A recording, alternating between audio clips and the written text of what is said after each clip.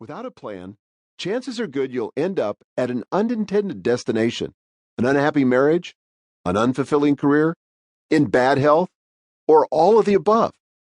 Most of us see the inherent wisdom of planning. We may plan for next year's vacation or our children's college education or our own retirement. But for some strange reason, it never occurs to us to plan our lives. It didn't occur to the two of us at first either. But then we saw what we were missing. Wake-up call. At age 20, I, Daniel, started my career in the mortgage banking industry. At 23, I was promoted to a management position. Over the next few years, the company grew from 8 to 17 branches. With a lot of hard work, I was able to attract and develop a winning team, which led us to a rapid ascent to the top-performing branch. At 28, I was promoted to a vice president position over all of our branches. I oversaw 200 loan originators and leaders throughout California, Oregon, Washington, and Nevada. And that's when things got tricky. The CEO of the company was a mentor and a friend. He said he was grooming me to take his seat. The company had gone public the previous year, and the future looked incredibly bright. I was far exceeding my financial goals and couldn't imagine a better plan for my career. But I sensed deep down that something was off. Many of my peers in the industry were wealthy by most standards, but many of them paid heavy prices for their success. Some were divorced or complained of unfulfilling marriages. Some had very challenging relationships with their teens who wound up in real trouble. Some could not make it through a day without the aid of a cocktail or a drug.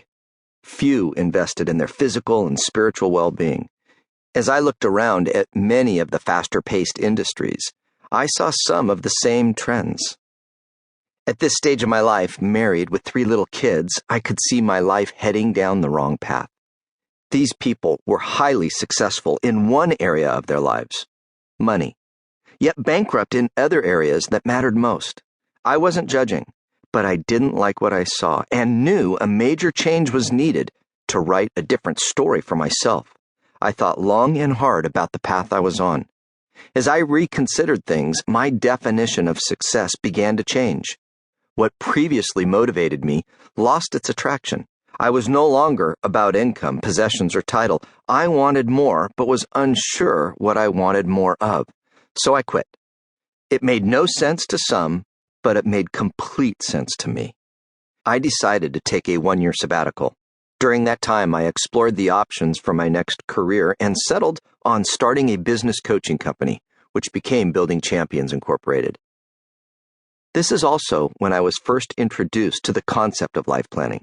I had become friends with author and sales trainer Todd Duncan.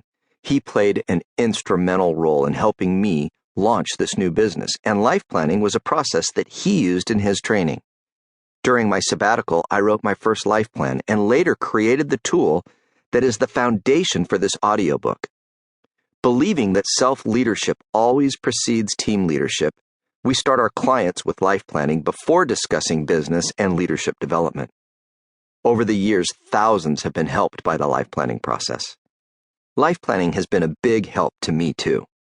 More than 20 years after discovering and implementing the process, I not only avoided the fate of some of my colleagues, I've been able to structure my days around the things that matter most. Michael's story is similar. The cost of success.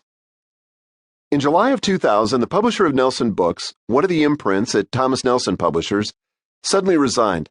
I was asked to fill the job and become responsible for the business. The division was in bad shape, that much I knew, but I had no idea just how bad.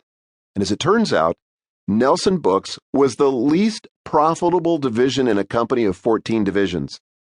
Over the next 18 months, I did very little other than work to turn things around. I was constantly on the road, and my team and I spent innumerable evenings at the office. We went from being the least profitable division to the most profitable. I was promoted again and given additional responsibilities. But success began to take its toll. As the workload increased, exercise decreased. I ate more and more junk food and began to gain weight. I felt stressed and eventually ended up in the emergency room with what I thought was a heart attack. Thankfully, it was